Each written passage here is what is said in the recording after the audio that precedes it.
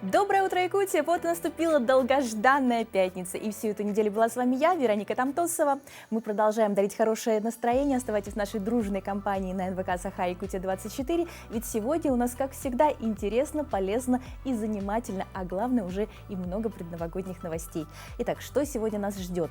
Мы расскажем о том, конечно, какой сегодня важный знаменательный день, куда сходить в выходные, подарим за правильные ответы 2 билета в кинотеатр «Центральный». Подведем итоги нашего конкурса предновогодних оформлений. И это еще не все. Расскажем, какие подарки братьям нашим меньшим можно подарить к Новому году. Позанимаемся, точнее, обсудим возможность занятия йогой в праздничные длинные выходные. Ну и просто отдохнем, ведь у нас самые лучшие новости. Так что вперед!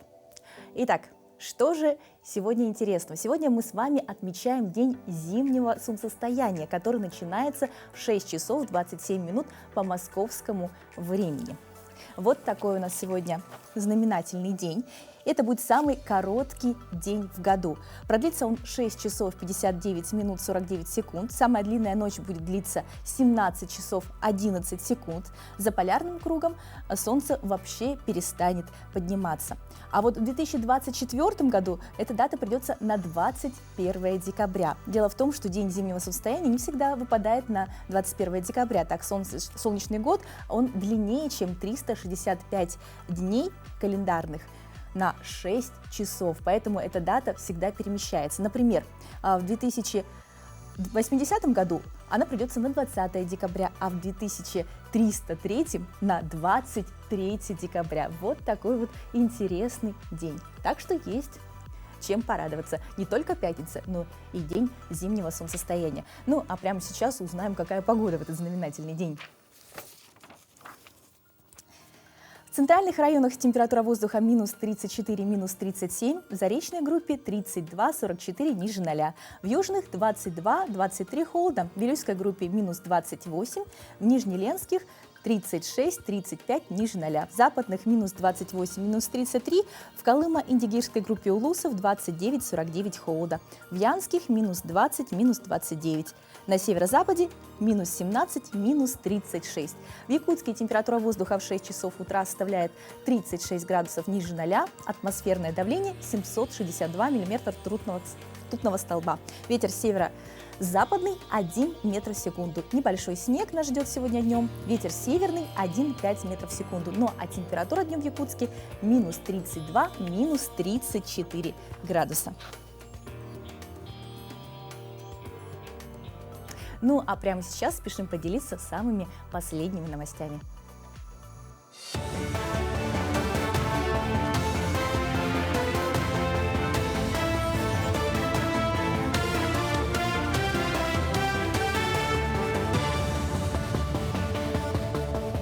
Коллеги, доброе утро. Доброе утро, Якутия. Сейчас блок новостей. Сегодня в 12:00 по якутскому времени глава Якутии огласит ежегодное послание Госсобранию Юлтума. Найсан Николаев подведет основные итоги уходящего года, а также обозначит стратегические направления развития республики на ближайшую перспективу. Кроме народных депутатов, в мероприятии примут участие члены регионального правительства, главы муниципалитетов, руководители предприятий и организаций. Планируется участие представителей судебной власти и прокуратуры, сенаторов Совета Федерации и депутатов Госдумы от Якутии. Наши каналы будут вести прямую трансляцию послания главы. Не пропустите. Регионы смогут обновить общественный транспорт на 260 миллиардов рублей. В федеральном бюджете на 2024 год удалось получить дополнительные средства на улучшение транспортной инфраструктуры, содержание дорог, строительство, ремонт, обновление подвижного состава. Порядка 260 миллиардов рублей потребуется на то, чтобы в следующем году обновить 12,5 тысяч единиц общественного транспорта. Предусмотрены также средства на восстановление и поддержку наземного электрического транспорта. Это направление планируют активно развивать. Минтруд хочет разрешить самозанятым получать пособие по уходу за ребенком-инвалидом. Напомним, Владимир Путин 10 декабря подписал указ, дающий право частично работающим родителям получать по 10 тысяч рублей за уход за ребенком-инвалидом. Действие указа распространяется на родителей, усыновителей и опекунов, но работающих только неполный рабочий день, в том числе дистанционно или на дому. Законопроект Минтруда даст право на выплату самозанятым, ухаживающим за ребенком-инвалидом. Российским спортсменам-победителям соревнований предоставят дополнительную поддержку. Законопроект вносит изменения в закон об образовании. Так, чемпионам официальных международных спортивных соревнований хотят предоставить особые права при приеме на обучение по программам бакалавриата и специалитета. Документ направлен на повышение доступности для ведущих спортсменов российских сборных получения высшего образования по специальностям и направлениям подготовки в области физкультуры и спорта в условиях санкционной политики Запада. 26 декабря в Академическом театре премьера нового новогоднего музыкального спектакля. В постановке, кроме известных актеров, заняты артисты эстрады, блогер, который играет главную роль, и танцоры театра «Гулун». Некоторые артисты появятся на большой сцене впервые. Этот проект будет 4-м новогодним мюзиклом. Абсолютно новый проект обещает стать грандиозным и масштабным. Автор и продюсер спектакля Любовь Готовцева. Зрелище ожидается очень грандиозное. Напомню, даты у нас 26, 27, 28, 29 декабря и 3, 4, 5 января. На сцене Саха-театр. Я очень жду всех зрителей. Мы ставим очень прям грандиознейшее шоу. Я думаю, оно достойно того, чтобы как можно больше людей могли прийти и наполниться новогодним волшебством. Кстати, у нас можно купить билеты по Пушкинской карте, поэтому, друзья, жду всех вас на нашем спектакле. В Алмазной долине в Мирнинском районе появится кафетерий. Помещение для него уже готово для нового сезона. Также увеличили количество теплых домиков. Теперь их 3, а не 1. В них есть все для отдыха большой компании. Подъемник на учебной трассе тоже отремонтировали. Его запустят, когда потеплеет до минус 25 градусов. Впрочем, аренда домиков, тюбинга и мангальные зоны доступна даже в самые сильные морозы. На данный момент можно воспользоваться арендой тюбингов, домиком, мангалом. Через неделю обещают высокие температуры. Можете тоже приезжать, арендовать лыжи. Депутаты Госдумы выступили за запрет запуска новогодних фейерверков в общественных местах и вблизи жилых домов, а также за полный запрет использования праздничной пиротехники в приграничных с Украиной регионах. В других же регионах, по мнению парламентариев, для запуска пиротехники должны использоваться специальные площадки с организованным на них дежурством для обеспечения правопорядка, как это уже практикуется в ряде крупных городов. Депутаты напомнили, что из-за нарушения техники безопасности запуски праздничных салютов и петард могут превратиться в трагедию.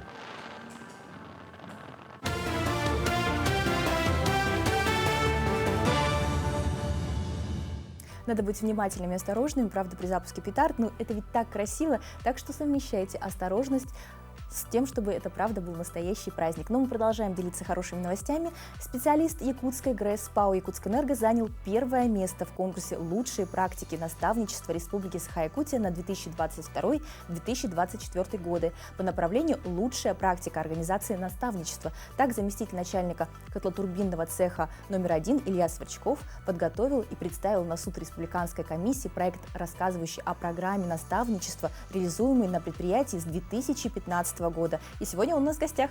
Здравствуйте. Здравствуйте, Вероника.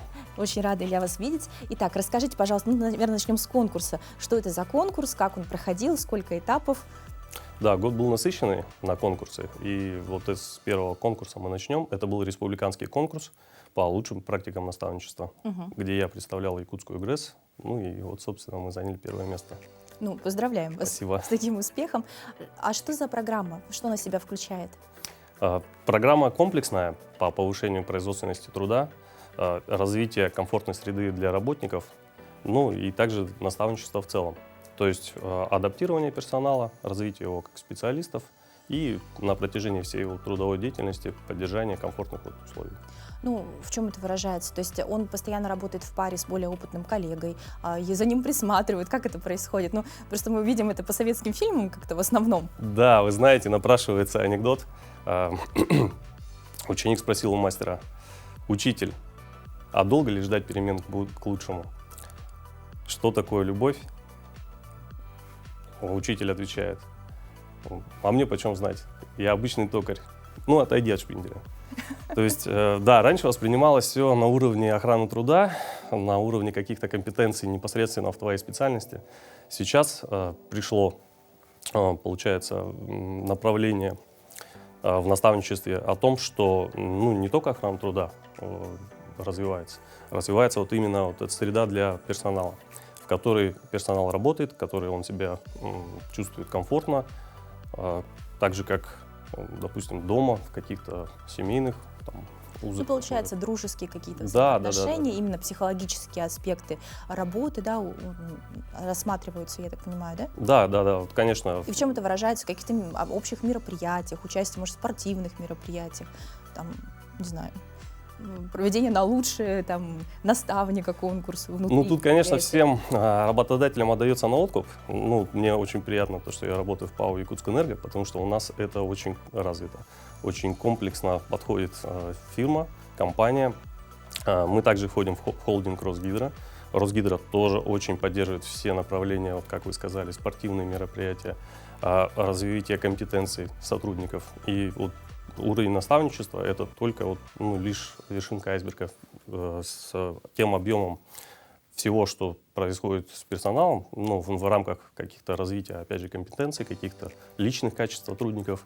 Это командное образование, это повышение его профессиональных качеств, это какие-то даже, может быть, досуговые мероприятия, посещение спортзалов, проведение своих соревнований. Проведение соревнований даже на российском уровне мы выезжаем и соревнуемся с коллегами из других регионов.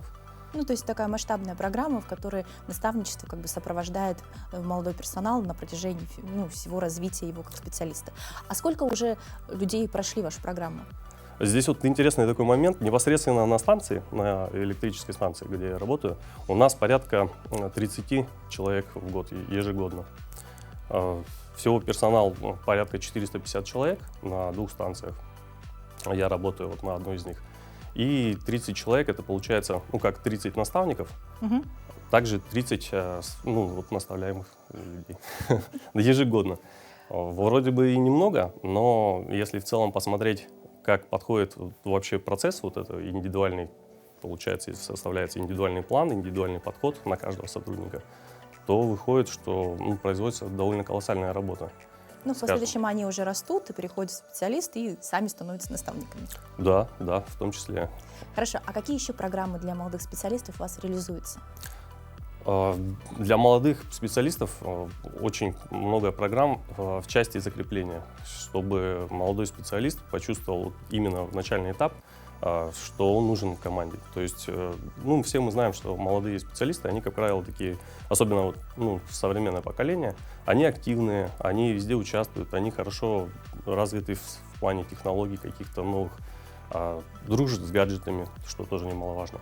И вот в этих направлениях у нас проводятся какие-то адаптации в плане поддержки материальной. Это идет дополнительные выплаты молодым сотрудникам, которые пришли после университета. Что очень важно, со студентами проводится тоже большая работа, то есть агитация, дополнительно какие-то занятия в средних специальных заведениях тоже постоянно организуются. То есть вы готовите с малых ногтей, можно так сказать, со студенческой скамьи ваших уже будущих специалистов. Да, они были заинтересованы даже приходить получается именно к вам. не со студенческой, даже уже школьные, и даже в садиках, вот именно ПАО «Якутскэнерго» тоже выделяет средства на это. То есть очень развита в ПАО канцелярия. У нас есть своя издательская, получается, как правильно назвать, издательская студия. Студия. Готовятся книжки, буклеты. Раздаются материалы в детские сады, в средние специальные учреждения, в школы. Про вузы мы уже с вами поговорили. Скажите, пожалуйста, а лично вам что дает работа в ПАО «Якутскэнерго»? Ну вот, я, получается, себя реализую как наставник, как специалист. У нас Сколько лет, если не секрет? работаю Да. вот на электрической станции с 2010 года.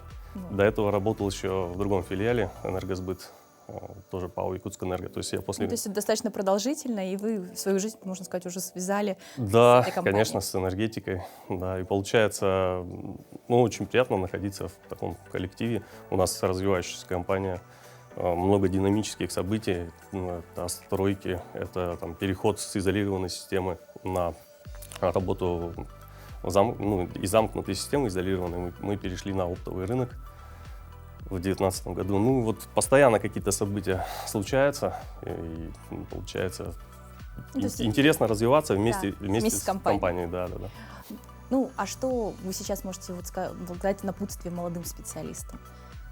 Ну, надо пробовать, не ошибается тот, кто не пробует, поэтому если есть какие-то идеи, их нужно реализовывать, ну, это самое главное. Спасибо большое за такой рассказ. Видно, что вы болеете за свою компанию. Желаем вам дальнейшего развития. Спасибо. И с новыми местами ждем к нам. Спасибо большое.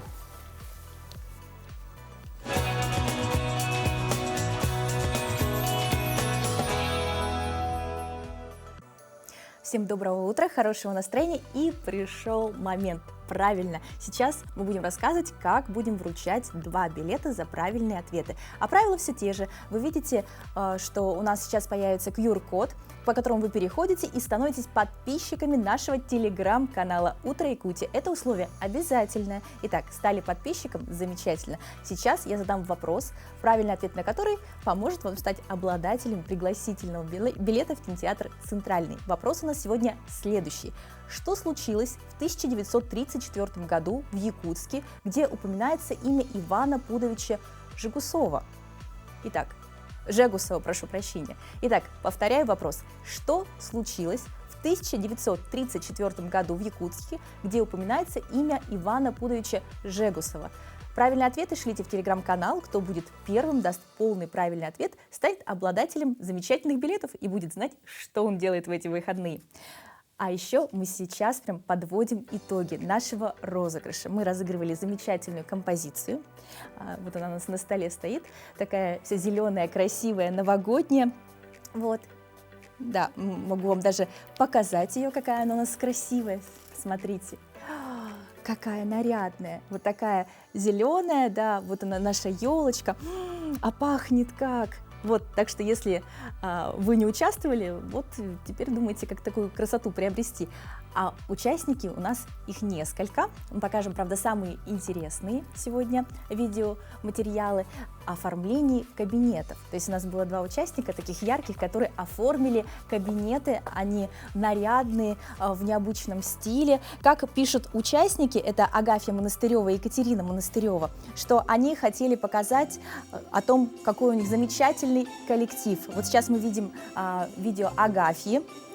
Она решила поучаствовать в конкурсе по оформлению, получается, кабинета. Мы видим, какой у нее замечательный дракон. Просто потрясающий. Все сделано своими руками. Говорят, приходили вечерами, днями, ночами, чтобы все так красиво оформить.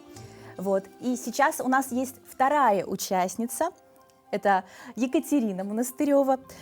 Пишет, что это группа компаний «Безопасность», что каждый год они проводят конкурс на лучшее оформление кабинетов. В этом году обязательным условием стало, что должен быть символ года изображен в кабинете, да, в каком-то виде или рисунком. В данном случае мы видим огромного дракона бумажного. Тоже пишет, что все сделали все своими руками и выставляют на суд 2 кабинета. Технический отдел – это «Унесенные призраками», и договорной отдел – тема «Гарри Поттер». Вот, сейчас мы видим Гарри Поттера, то есть и машина, и елка, и шляпа. Ну, просто потрясающе. Даже котел. Котел с зелем, ничего себе. Вот так творчески подошли к оформлению кабинета у нас работники группы компании «Безопасность», как пишет нам Екатерина. Хочется оказаться, правда, в этом кабинете, дорогие телезрители. Просто потрясающе. И сейчас нам не хватает только фанфар. Итак, та-дам! Ну, пусть такие символические. Дорогая Екатерина Монастырева, мы вас поздравляем. Спасибо огромное за участие. Потрясающее видео. Я думаю, с удовольствием вы все поиспользовали ваш кабинет в качестве фотозоны. И наша композиция отправляется именно к вам. Ну, а сейчас прям хочется по такие композиции крикнуть дружно: «Дед Мороз и Снегурочка!» Только этого не хватает для праздничного настроения. Кстати, в детстве мы так и делали. Эта фраза с детства знакома каждому, ведь на утренниках все дружно ждали именно зажжения елки и прихода Деда Мороза. Ребята волнуются, зовут, встречают доброго дедушку, читают ему стихи и получают подарки. Каково быть главными новогодними волшебниками, Анна и Александр Лозовец из города Нерюнгри расскажут у меня в следующем сюжете.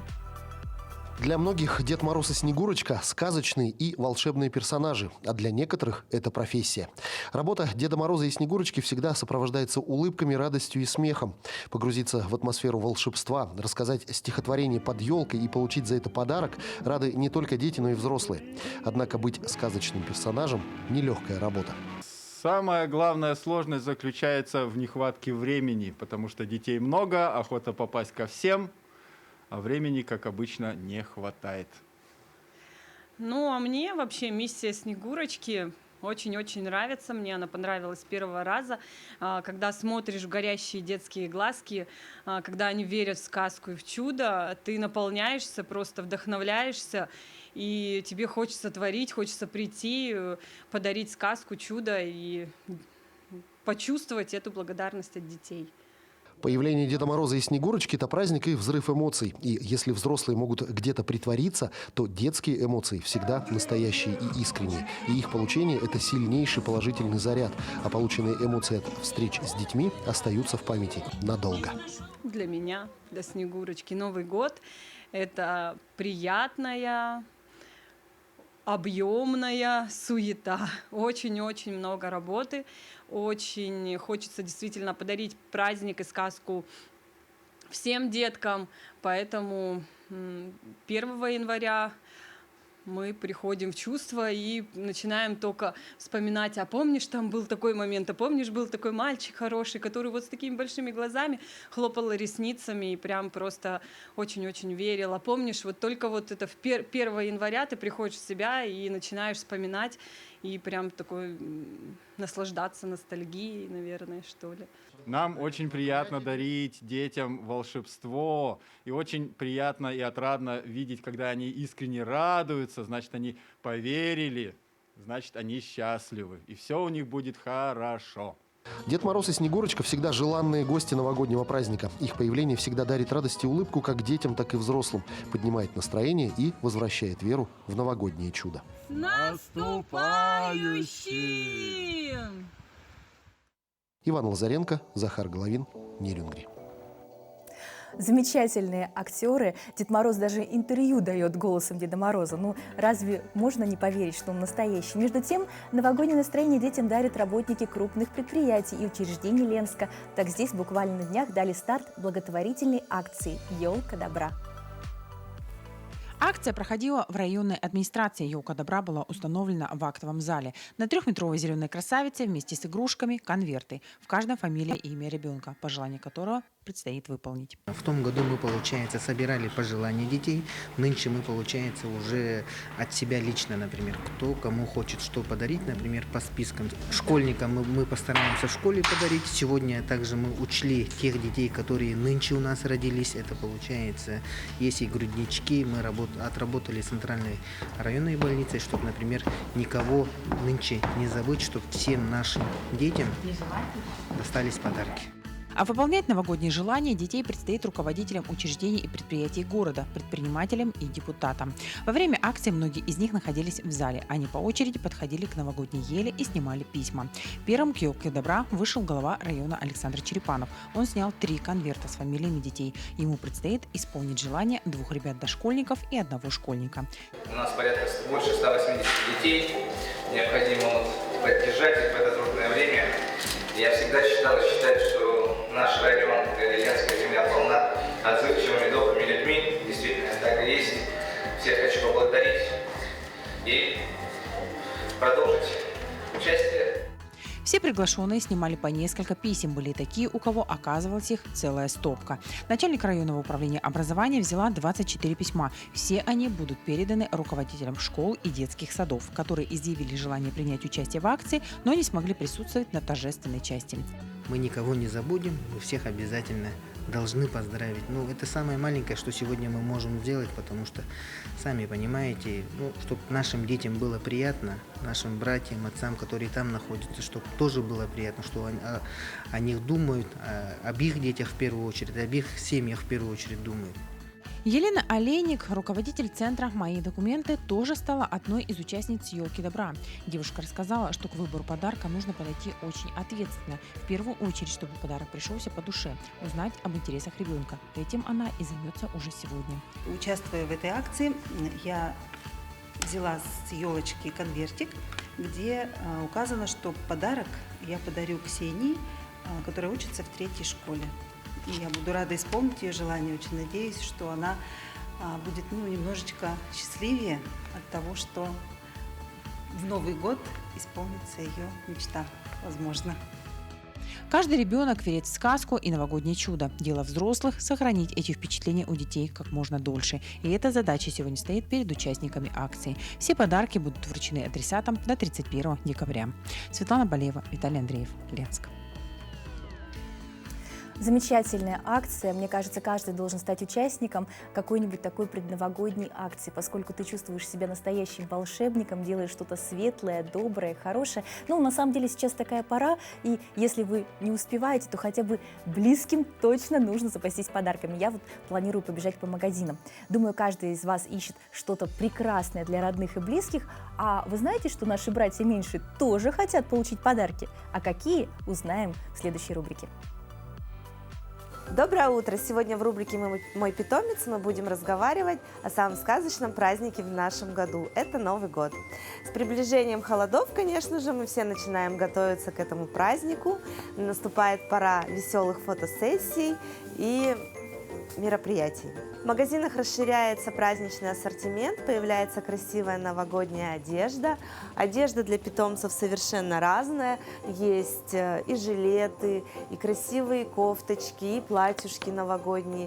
Всегда можно нарядить своего питомца и взять его с собой на праздник. Также в подарок для питомцев в магазинах продаются очень очаровательные лакомства в виде елочных игрушек. Многие, конечно же, любят баловать своих питомцев и покупают им подарки к Новому году. Поэтому ваш питомец не должен быть исключением. Обязательно приобретите ему на Новый год игрушку в виде Деда Мороза, либо каких-нибудь снежинок. Порадуйте своего любимчика. Но во всей этой суете и веселье обязательно не должны забывать про здоровье наших питомцев. Не забывайте им обувать теплые ботиночки, так как на улице уже стало очень холодно, а лапки наших собачек не предназначены для такой погоды. Поэтому обязательно утепляйтесь. В магазинах продаются теплые парки, куртки, свитерочки. Все это должно быть обязательно в гардеробе вашего питомца в нашу суровую зиму. Поздравляем вас с наступающим Новым годом! Берегите себя и своих питомцев!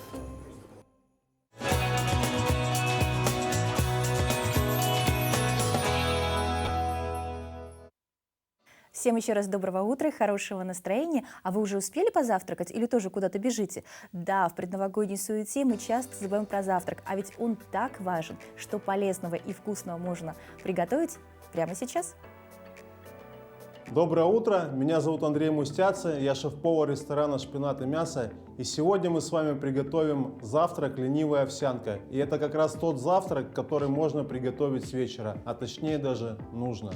Ну что, приступим к приготовлению. Для этого нам понадобится чернослив, мед, любая ягода, которую вы только любите. У меня замороженная брусника.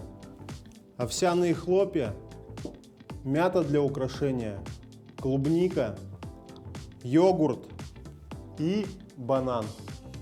Для этого завтрака лучше подойдет йогурт с минимальным количеством жира. У меня 1%. В первую очередь измельчим чернослив. Он у меня предварительно запаренный. Нарезаем его такой соломочкой небольшой. Буквально несколько штук. Все, чернослив порезали, убираем в сторонку. И начинаем собирать. В первую очередь на дно нашего стакана наливаем часть йогурта. Затем пару ложек овсяных хлопьев.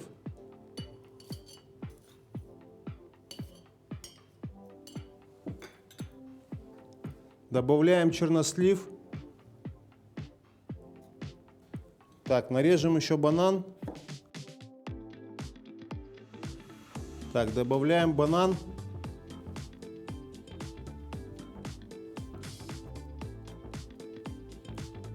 Затем добавляем, в моем случае, бруснику или любую вашу любимую ягоду. 1 чайную ложку меда.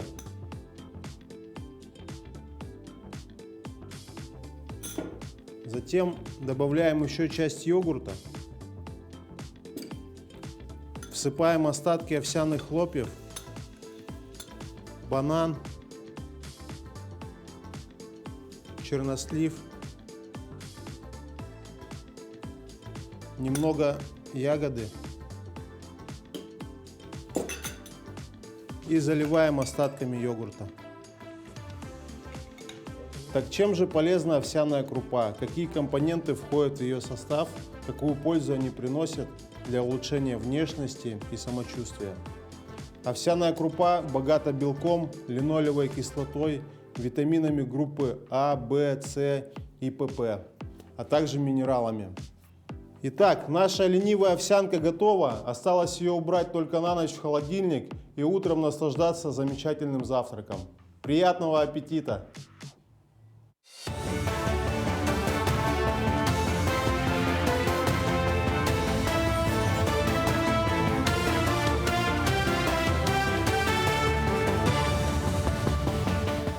Якутия, доброе утро. Далее предлагаем блок новостей. Необходимо разработать отдельную программу льготной ипотеки для молодых ученых. Об этом заявил сенатор Алексей Синицын. В настоящий момент идут диалоги о том, как именно будет реализовываться программа льготной ипотеки в дальнейшем. Льготная ипотека для молодых ученых даст возможность привязать их к местам, где они проводят научные разработки, воспитываются в качестве научных кадров, сказал сенатор. Новые правила будут действовать для льготной ипотеки, которая выдается по ставке 8% годовых на покупку жилья в новостройках, строительство частного дома или приобретение земли для его строительства. С 2026 года в крупных городах России начнут активно разворачивать сети 5G, сообщил министр цифрового развития Максут Шадаев. Так, в 2025 году пройдут подготовительные работы. Что касается сетей 6-го поколения 6G, то, по словам Шадаева, этот вопрос в настоящий момент активно прорабатывается, а в следующем году начнутся научно-исследовательские и опытно-конструкторские работы. Первый этап стратегии развития отрасли связи, утвержденной Кабмином, предполагает, что до 2030 года в России завершат использование технологии 3G, а освобожденные частоты отдадут под приоритетные современные технологии. Площадь для хранения запчастей в Накынском отделении УМТС в Мирном увеличилась на 900 квадратных метров. На территории распределительного центра ввели в эксплуатацию теплый склад номер 3.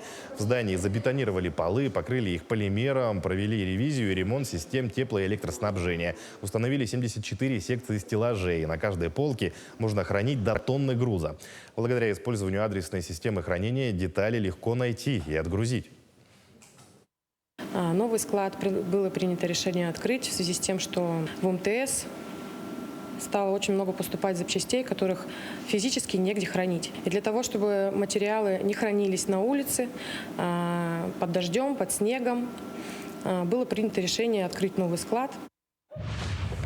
Бесплатное переобучение хотят распространить на всех безработных для их последующего трудоустройства по приоритетным для рынка труда направлениям. Перечень специальностей и профессий будет определять правительство России с учетом кадровой потребности отраслей. Как уточняют в Минтруде, бесплатное переобучение могут получить самые уязвимые на рынке труда категории граждан. Это люди в возрасте 50 лет и старше, неработающие мамы, детей дошкольного возраста, отдельные категории молодых людей до 35 лет, ветераны боевых действий, спецоперации, безработные или находящиеся под риском увольнения. Все эти категории далее смогут получать новые знания и навыки на безвозмездной основе. Проект «Билет в будущее» для школьников с 6 по 11 класса реализуется третий год. В этом году более 13 тысяч школьников Якутска и 23 районов приняли участие в мероприятиях по профориентации. Ребята испытали себя в профессиях по 8 направлениям. Научились снимать, монтировать видео, материалы, разрабатывать компьютерные программы, готовить кондитерские изделия. Занятия организует Центр опережающей профподготовки, и на сегодня заключены соглашения с 19 предприятиями. Благодаря этому школьники смогли побывать на производстве и посетили выставки о профессиях в парке «Россия. Моя история». В 2024 году, вот 23-24, он сейчас большие изменения вот в плане профориентации. Вводится единый профориентационный минимум, он уже по всей России введен.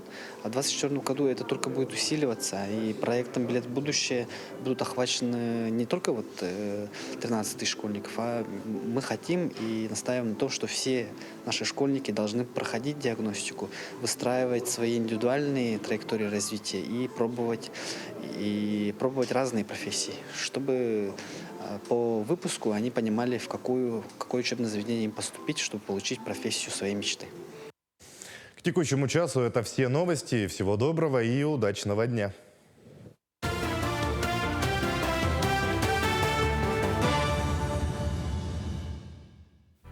Ну а прямо сейчас мы расскажем, кто идет в кинотеатр «Центральный». Эти два замечательных билета получает Аким Акимович. Он дал наиболее полный ответ. Да, спасибо большое всем, кто участвовал, вы совершенно правы. Иван Пудович – первый директор педагогического института, но 8 октября 1934 года состоялось его открытие. И вот такой полный ответ нам Аким Акимович дал. Это билеты для вас. Ну, а кто и куда ходит в выходные, мы узнаем из следующего сюжета.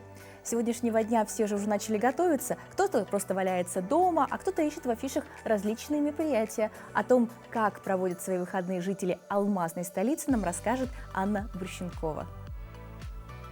Куда в Мирном можно сходить в 9 утра в субботу, например, на соревнования по бильярду. Это первая любительская встреча за последние 3 года. Получить главный приз и забрать кубок приехали из Удачного и Айхала. 27 участников 2 дня не расставались с кием.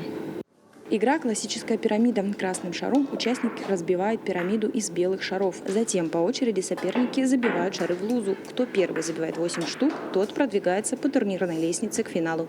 Игра проходит в полной тишине, так как здесь важно, как и в шахматах, продумать тактику и каждый удар наперед. Одна партия до 2 побед между игроками длится 1,5 часа. Соревнования районные, их организовали районный комитет по физической культуре и спорту вместе с профсоюзом «Профалмаз». В Мирном нет секции бильярда, но, по словам организаторов, местные жители с удовольствием приходят в бильярдную поиграть, а некоторые тренируются сами, участвуют в республиканских соревнованиях. По желанию участники организовали собственный банк, деньги из которого распределят между победителями. А вот комитет по физической культуре и спорту районный оплатит поездку на республиканские соревнования. Анна Брущенкова, Кирилл Шолохов, медиакомпания «Алмазный край». Ну что, появилось желание куда-нибудь сходить, выбраться из-под теплого одеяла и в выходные рвануть? А дальше куда, не знаете? Вот в нашей постоянной рубрике «Музейный гид» мы вам расскажем о новых художественных экспозициях, выставках, которые проходят в стенах Национального художественного музея Республики Саха-Якутия. И в этот раз мы вам расскажем о работе Марианны Лукиной, чьи работы выставлены здесь в преддверии Нового года. Заслуженный деятель Республики Саха-Якутия, заслуженный художник Российской Федерации Марианна Михайловна Лукина, продолжатель творческой семейной династии Лукиных. Это удивительный человек, это большой художник-мастер, который, создавая свои полотна, размышляет, философствует и очень точно и уверенно вкладывает в каждый свой мазок на полотне свое мироощущение, свое слово. Ее работы, ее картины хочется подолгу рассматривать. Они привлекают особенным художественным почерком. Марианна Михайловна Лукина иногда представляет какое-то событие, действо на картине в совершенно неожиданном ракурсе. Ее картины отличает обобщенность, лаконичность.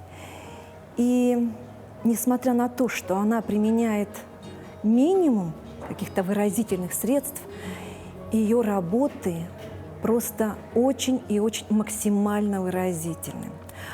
Она как тот маг, который знает такое свое приворотное зелье, которое привлекает зрителя к своим полотнам и, самое главное, к образам на полотне.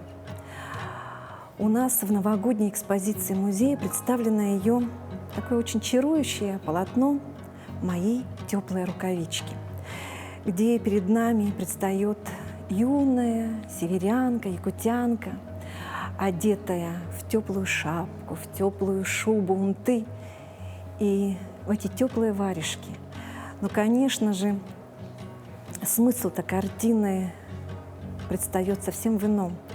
Вот это тепло души, тепло сердец родных людей этой девочки, это мамы, может быть, и бабушки, которые сшили ей эту одежду.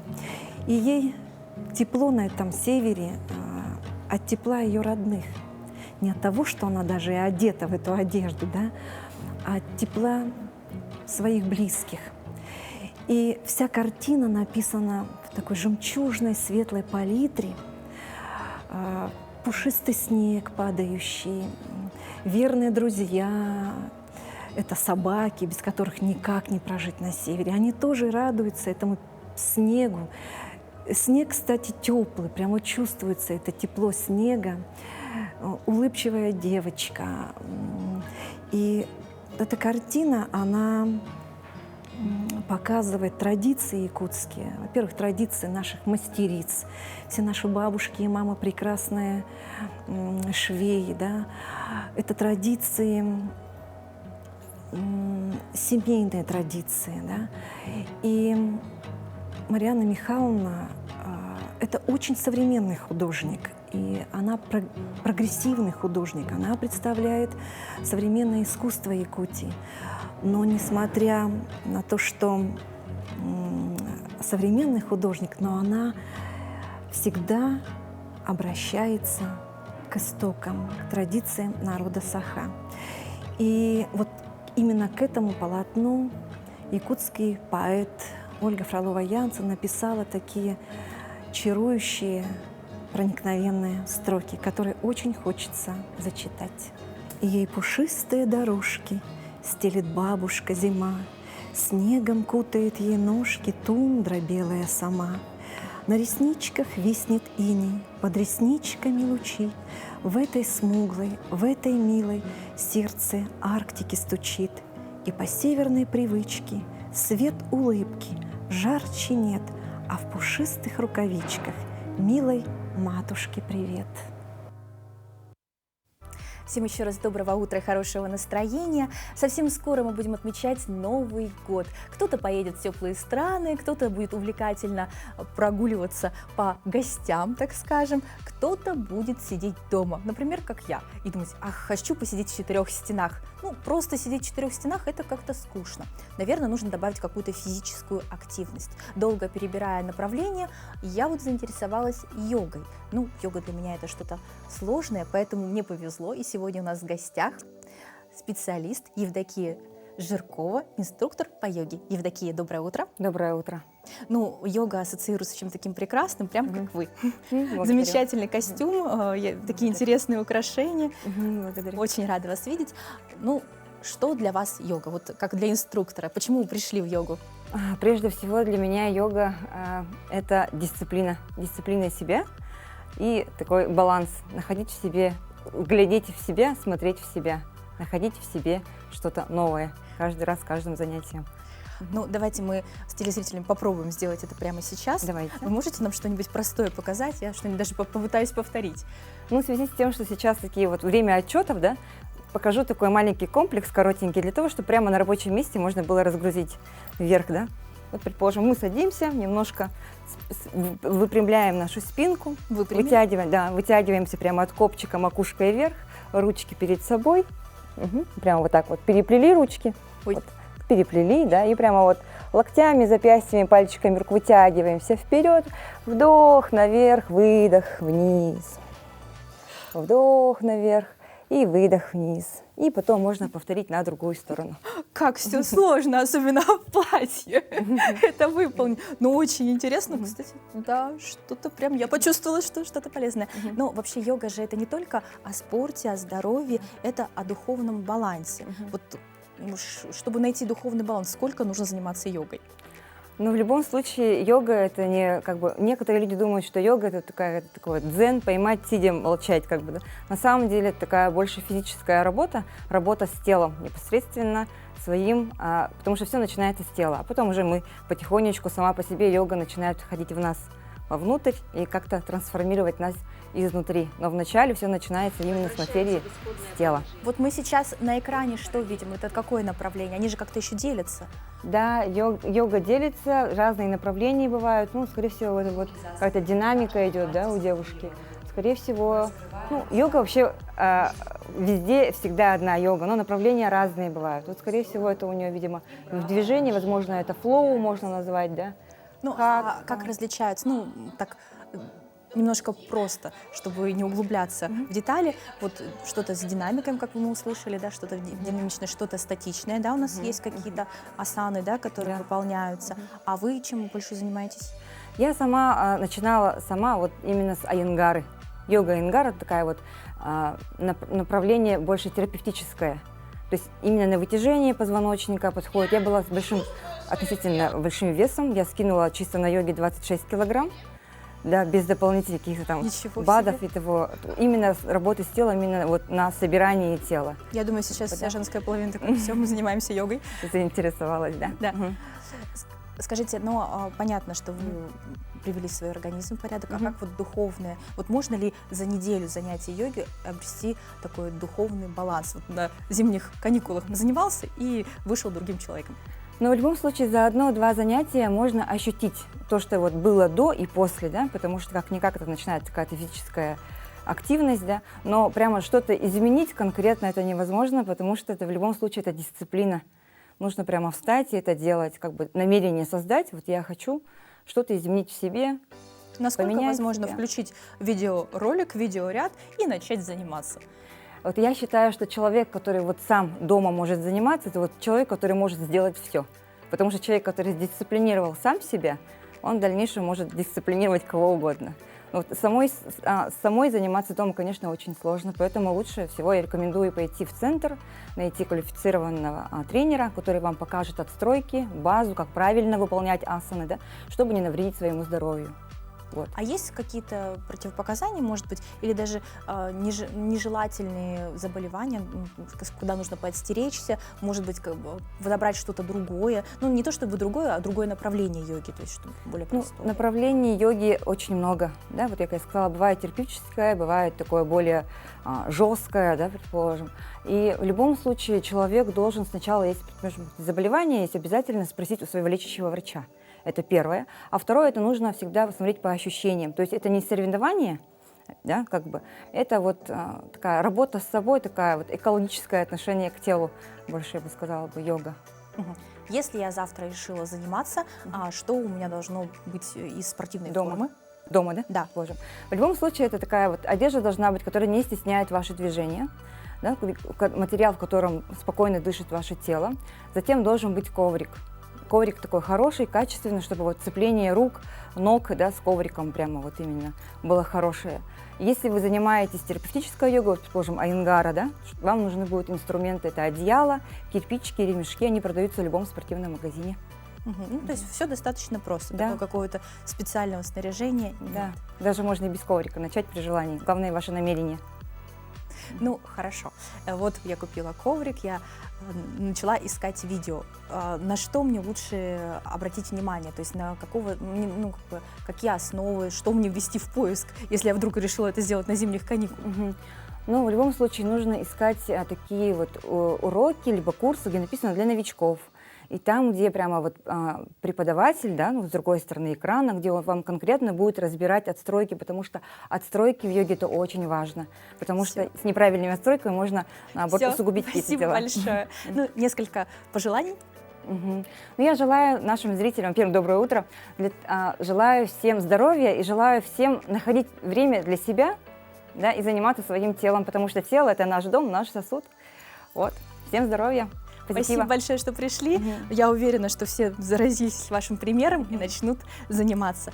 Дорогие телезрители, на этом мы завершаем наш сегодняшний пятничный эфир. Хороших выходных, отличного настроения. Ну а прямо сейчас немножко музыки для вас.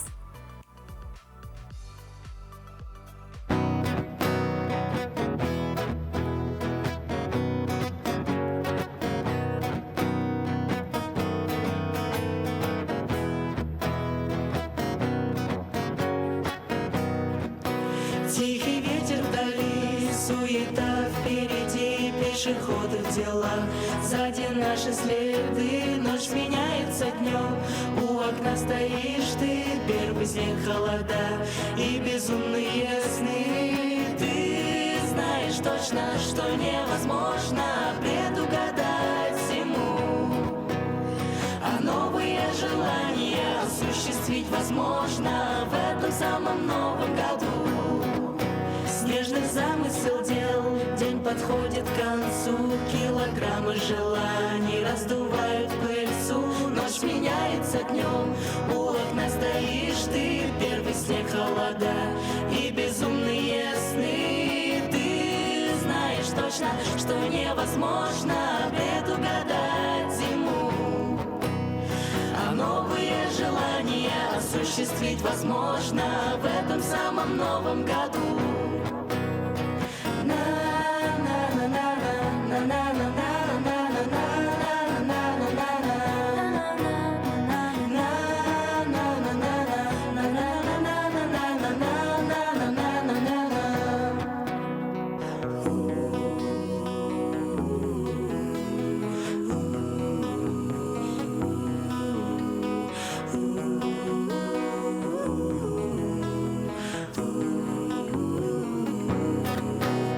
Бессонная ночь, ожиданием полна, на центральной давно слышу я голоса, ночь меняется днем, у окна стоишь ты, первый снег, холода и безумные сны. Ты знаешь точно, что невозможно предугадать зиму, а новые желания осуществить возможно в этом самом новом году.